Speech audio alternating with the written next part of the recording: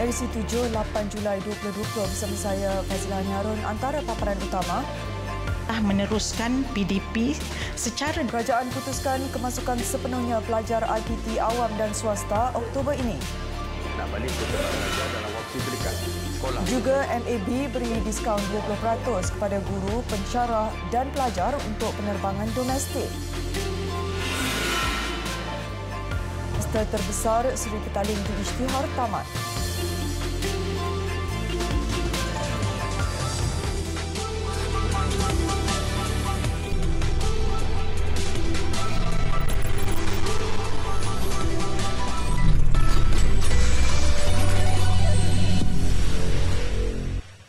Assalamualaikum dan salam sejahtera.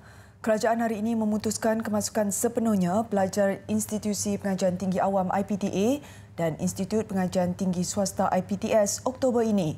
Menteri Pengajian Tinggi Datuk Dr. Noraini Ahmad berkata, keputusan kerajaan benar pembukaan semula itu bagi memastikan pengajian pelajar tidak terjejas. Datuk Dr. Noraini dalam sidang media khas petang tadi memaklumkan 4 kategori pelajar juga dibenarkan kembali ke kampus secara berperingkat mulai bulan ini. Ia melibatkan 30% pelajar tempatan di IPTS, pelajar tahun 1 hingga 4 di Universiti Awam dalam bidang pengajian memerlukan latihan klinikal, praktikal, bengkel, makmal, studio atau peralatan khusus. Turut dibenarkan kembali ke kampus bulan ini ialah pelajar tahun 1 hingga 4 di Universiti Awam yang tiada akses internet atau persekitaran kondusif, seperti ruang belajar yang sempit atau keadaan tidak selesa bagi melaksanakan aktiviti pengajaran dan pembelajaran PDP secara dalam talian. Kategori keempat pula pelajar antarabangsa di IPTA dan IPTS termasuk penuntut baru. Pelajar antarabangsa berkenaan perlu mendaftar dengan Education Malaysia Global Services sebelum dibenarkan masuk ke Malaysia dan menjalani ujian saringan serta menjalani kuarantin wajib. IPT diberi fleksibiliti dalam menentukan mod pembelajaran yang bersesuaian, termasuklah meneruskan PDP secara dalam talian kepada pelajar-pelajar yang terlibat mengikut keperluan program masing-masing. Jemaah Menteri juga bersetuju kemasukan pelajar sepenuhnya adalah pada bulan Oktober 2020. Bagi memastikan keputusan ini dapat dilaksanakan dengan sempurna, IPT dan para pelajar dipohon untuk membuat persediaan yang diperlukan mulai dari sekarang. KPT berpendapat tempoh hampir 3 bulan yang masih berbaki sehingga semester baru dimulakan pada Oktober ini adalah mencukupi bagi semua pihak membuat persiapan dan persediaan yang diperlukan. Bagi memastikan keputusan itu dapat dilaksanakan dengan sempurna, IPT dan pelajar diminta untuk membuat persediaan yang diperlukan mulai sekarang. KPT juga, kata beliau, yakin tempoh hampir 3 bulan yang masih berbaki sehingga semester baru dimulakan pada Oktober ini adalah mencukupi bagi semua pihak membuat persiapan dan persediaan yang diperlukan. Pelajar yang pulang ke kampus diminta untuk terus mengamalkan penjarakan sosial dan sentiasa mengamalkan kebersihan diri. Semua aktiviti sukan dan riadah juga perlu mematuhi SOP yang dikeluarkan. Aktiviti pelajar juga dibenarkan dengan syarat aktiviti tidak melebihi 250 orang tertakluk kepada saiz ruang dan penjarakan sosial. Malaysia Airlines Berhad MAB menawarkan diskaun 20% kepada guru sekolah dan pensyarah Institut Pengajian Tinggi Awam dan Swasta bagi penerbangan domestik. Tawaran yang sama turut diberikan kepada pelajar yang menjadi ahli program MH Explorer di laman sesawang syarikat penerbangan itu. Menteri Kanan Keselamatan Datuk Seri Ismail Sabri Yaakob berkata, guru dan pensyarah boleh mula menempah tiket penerbangan bermula esok hingga 10 Ogos bagi perjalanan bermula 10 Julai sehingga 30 November. Diskaun boleh diperolehi melalui tempahan atas talian dengan memasukkan kod promo yang akan diumumkan oleh Kementerian Pendidikan dan Kementerian Pengajian Tinggi. Bagi pelajar pula, diskaun boleh dinikmati sehingga 30 November ini atau sehingga tempoh keahlian tamat mengikut syarat keahlian MH Explorer. Kita memberikan bantuan kepada mereka kerana mereka nak balik ke kampus ataupun nak balik ke tempat belajar dalam waktu terdekat. Sekolah misalnya. sekolah sedang dibuka. Di dalam bulan Julai ini onwards akan dibuka. Begitu juga dengan IPT, IPTA dan IPTS akan diumumkan oleh Yang Berhormat Menteri bila akan dibuka. Jadi keperluan untuk pulang tu adalah dalam waktu sekarang dan dalam waktu terdekat ini. Bukan sehingga bila-bila lah. Selain MAB, syarikat penerbangan lain juga diharap turut serta dalam usaha menurunkan harga tiket penerbangan. Dalam sidang media yang sama, beliau turut mengesahkan semua pihak termasuk guru yang mahu memasuki Sarawak dari Sabah atau Semenanjung tidak perlu menjalani kuarantin 14 hari di rumah berikutan semua perjalanan merentas negeri sudah dibenarkan. Sementara itu, Datuk Seri Ismail Sabri menjangkakan tiada perarakan akan diadakan sempena sambutan Hari Kebangsaan bulan depan. Ini kerana Perintah Kawalan Pergerakan Pemulihan PKPP akan berlangsung hingga 31 Ogos. Program itu juga akan melibatkan perhimpunan besar. Beribu perhimpunannya. Dan yang kedua, dari segi penjarakan sosial tidak ada sewaktu perbarisan. Bukan saja peserta perbarisan tetapi yang penonton yang hadir pun, yang dijemput hadir itu pun tidak ada penjarakan sosial. Kalau di kursi VVIP dan tempat yang dikhaskan mungkin mudah untuk dikawal, tetapi orang ramai pun ramai datang sendiri yang berada di tepi, kalau di dataran mereka yang berada di tepi jalan dan sebagainya. Kalau biasanya memang berimpit-impit dan sebagainya yang sukar dikawal. Setakat hari ini tidak ada kebenaran lagi. Setakat hari ini tidak ada perarakan lagi. Menurut beliau, perincian mengenai program lain yang mungkin dibenarkan sempena sambutan Hari Kebangsaan masih belum dibincangkan. Jadi dari segi penambahan, Kementerian Kesihatan KKM memaklumkan 3 kes positif COVID-19 dilaporkan hari ini. Ketua Pengarah Kesihatan Datuk Dr. Nur Hisham Abdullah berkata, kluster terbesar di negara ini iaitu kluster perhimpunan di Masjid Seri Petaling di Isytihar tamat. Sukacita dimaklumkan bahawa tiada kes penularan di dalam negara yang dilaporkan pada hari ini. Ketiga-tiga kes baru yang dilaporkan adalah kes import di kalangan warga negara Malaysia yang mendapat jangkitan di luar negara. 5 kes pulih dan dibenarkan discharge menjadikan peratusan kesembuhan mencecah 97.8%. Jumlah kes aktif pula direkodkan masih di bawah 100 iaitu 70. Tiada pertambahan kes kematian menjadikan kumulatif kes maut kekal 121. 2 pesakit masih dirawat di unit rawatan rapi ICU dengan seorang memerlukan bantuan pernafasan.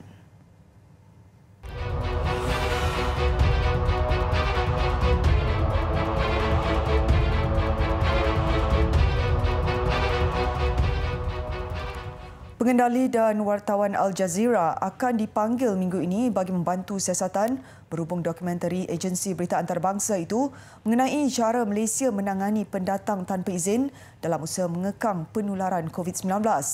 Menurut Timbalan Pengarah Siasatan Perundangan Jabatan Siasatan Jenayah Bukit Aman, DCP Mior Farid Al-Atraj Wahid, pihaknya sudah menghubungi beberapa individu berkaitan untuk dipanggil memberikan keterangan di Bukit Aman dan Ibu Pejabat Polis Daerah IPD Putrajaya. Tegasnya, mereka akan dipanggil memberi keterangan pada minggu ini dan awal minggu depan.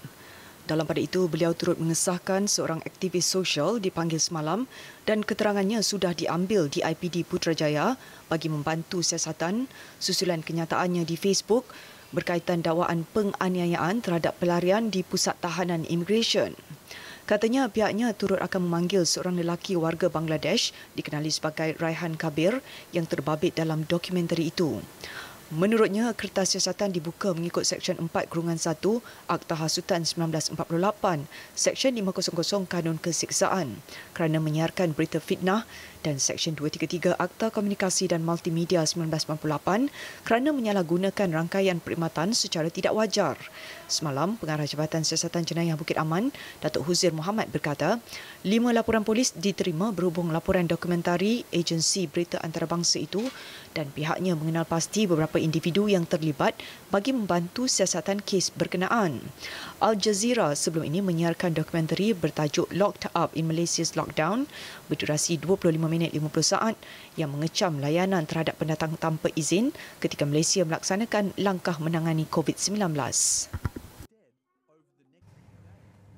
Pengusaha Taman Didikan Kanak-Kanak atau Tadika mengakui operasi pembersihan dan sanitasi yang perlu dilakukan setiap hari meningkatkan kos operasi mereka. Bagaimanapun, pemberian geran secara one-off kepada Tadika berdaftar di bawah Kementerian Pendidikan yang diumumkan semalam memberi kelegaan kerana dapat membantu meringankan perbelanjaan mereka. Laporannya bersama wartawan Nurul Amalina Zainuddin. Berdaftar di bawah KPM sejak 5 tahun lalu, Tadika swasta Amazing Seeds ini tersenarai antara penerima grant berjumlah RM5,000. Bantuan melalui Pelan Jana Semula Ekonomi Penjana itu dilihat sebagai keprihatinan kerajaan dalam membantu perusahaan Tadika dalam melaksanakan prosedur operasi standard SOP baharu. Kini sudah 2 minggu beroperasi dan Amazing Seeds meneruskan agenda mendidik anak bangsa biarpun terpaksa mengajar dalam normal baharu. Kita kena melakukan sanitasi itu setiap hari. Sekurang-kurangnya 1 hari itu 3 kali. Dan sebulan tu akan ada sekali ataupun 2 kali untuk semburan nyah kuman tu keseluruhan. Jadinya untuk pihak kami, sebenarnya kami merancang sekiranya kami dapat, insya-Allah kami akan dapat sebab kami ada salah satu tadika berdaftar. So kita akan merancang untuk membeli mesin yang lebih besar lagi untuk membuat penyemburan dekat di sekolah dan pada masa yang sama untuk di keliling komuniti kita. Kerana anak-anak ni banyak pergi ke, contohnya di kawasan kejiranan dekat sini, banyak anak-anak pergi ke sana. Jadinya virus tu bukan hanya setakat dekat sekolah kan, tetapi malah di kawasan keliling kita. Selain itu, dana juga akan digunakan bagi menampung kos pembelajaran dan barang-barang peribadi pelajar.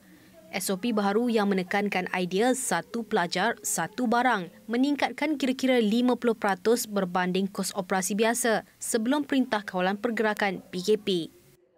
Jika sebelum ini anak-anak diterapkan dengan konsep berkongsi dan melakukan segala aktiviti secara bersama di atas lantai ini, namun selepas SOP baru dikeluarkan, tiada lagi perkongsian yang dibenarkan, malah anak-anak dibekalkan dengan peralatan bagi setiap seorang termasuk dengan kerusi dan meja untuk mengelakkan risiko jangkitan. Minta kakak nak share barang? Tak boleh. Tak boleh? Kenapa? Sebab ada virus. Virus? Virus apa? Coronavirus. Nak pinjam boleh tak? Alah, kenapa? Ada virus COVID. Ha? Ada virus? Ada virus? Virus tu bahaya ke? Virus apa? Virus COVID-19. Oh, virus COVID-19 ke? Virus COVID-19 tak boleh share? Tak boleh share?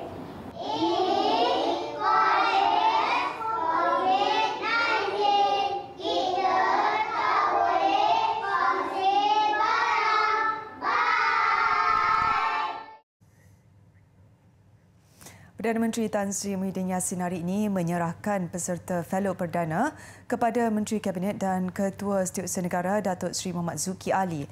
Fellow perdana 2020 melibatkan seramai 82 belia di mana 58 peserta adalah graduan manakala 24 adalah siswa.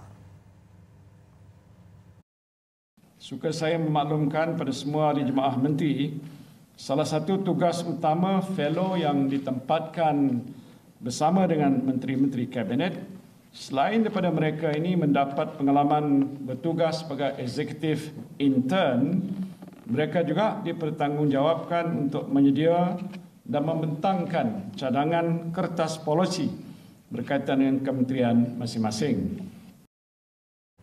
Beliau turut menasihatkan semua barisan menteri untuk menunjukkan tauladan yang baik kepada fellow dan ditempatkan di kementerian masing-masing serta melatih mereka seperti anak sendiri.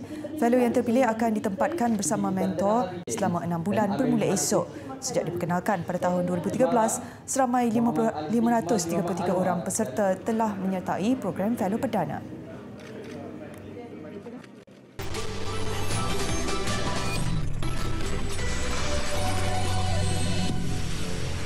Tiga lelaki termasuk 2 beradik yang bertindak mengurung dan mencederakan seorang jurukimpal didakwa di Mahkamah Magistrate Marang pagi tadi. Tertuduh Muhammad Hafizul Zarawi, 33 tahun dan Muhammad Azizul Zarawi, 27 tahun bersama seorang lagi rakan mereka berusia 26 tahun mengangguk faham ketika pertuduhan dibacakan di hadapan Magistrate Engku Nurul Ain Engku Muda. Bagaimanapun, Muhammad Hafizul dan Muhammad Azizul mengaku tidak bersalah dan mohon dibicarakan selepas pertuduhan dibacakan. Seorang lagi tertuduh dibebaskan untuk dijadikan saksi pendakwaan. Masing-masing berdepan dengan dua pertuduhan. Kedua-duanya didakwa mengurung mangsa Ahmad Farid Muhammad 28 tahun dengan tujuan memaksa mangsa memulangkan wang tunai yang dipinjam. Kesalahan dilakukan di dalam sebuah kereta Proton Mira Aerobag di hadapan sebuah rumah di Kampung Bukit Gasing di Marang jam 6.20 pagi pada 1 Julai lalu. Adik-beradik itu turut didakwa dengan sengaja mendatangkan kecederaan terhadap mangsa di alamat yang sama pada jam 6.30 petang hari yang sama. Mereka yang didakwa mengikut Seksyen 323 Kanun Kesiksaan dan dibaca bersama Seksyen 34 Akta Sama serta berdepan hukuman penjara sehingga 1 tahun atau denda RM2,000 atau kedua-duanya jika sabit kesalahan. Mahkamah menetapkan 5 Ogos depan sebagai tarikh sebutan semula kes. Kedua-dua tertuduh dibenarkan ikat jamin RM8,000 bagi kedua-dua pertuduhan. Setiap kali tiba musim Raja Buah, pasti ada pengguna yang mengeluh apabila berasa diri mereka tertipu selepas membeli durian pada harga tinggi sedangkan kualitinya tidak seberapa. Lebih mengecewakan apabila pulang ke rumah dan mendapati bahawa durian yang dibeli tidak masak, busuk, tawar, isi berwarna putih dan sebagainya. Presiden Persatuan Pengguna Melayu Malaysia PPMM, Lieutenant Colonel Bersara Cik Hassan Cik Johan berkata, sudah tiba masanya pihak kerajaan campur tangan memperkenalkan harga shilling buah durian klon mengikut grade. Katanya harga buah durian jenis Musang King mempunyai grade A, B dan C dan ia perlu ditetapkan mengikut grade buah. Justru tindakan diambil kepada peniaga yang menjualnya lebih tinggi daripada harga yang telah ditetapkan. Beliau mengulas laporan media sebelum ini mengenai sikap segelintir peniaga durian yang menjual buah berkenaan mengikut model kereta yang digunakan pembeli. Ujar Cik Hassan, alasan yang diberikan harga durian tidak boleh dikawal kerana ianya buah bermusim adalah tidak wajar lagi. Beliau menasihati pengguna supaya membawa bekas ketika membeli buah durian agar mereka tidak mudah tertipu. Tambahnya, apabila membeli buah durian, pembeli seharusnya meminta penjual mengupas durian dan meletakkan isi dalam bekas yang dibawa. Saya Fazlani Harun, salam hormat, salam ceria dan Assalamualaikum.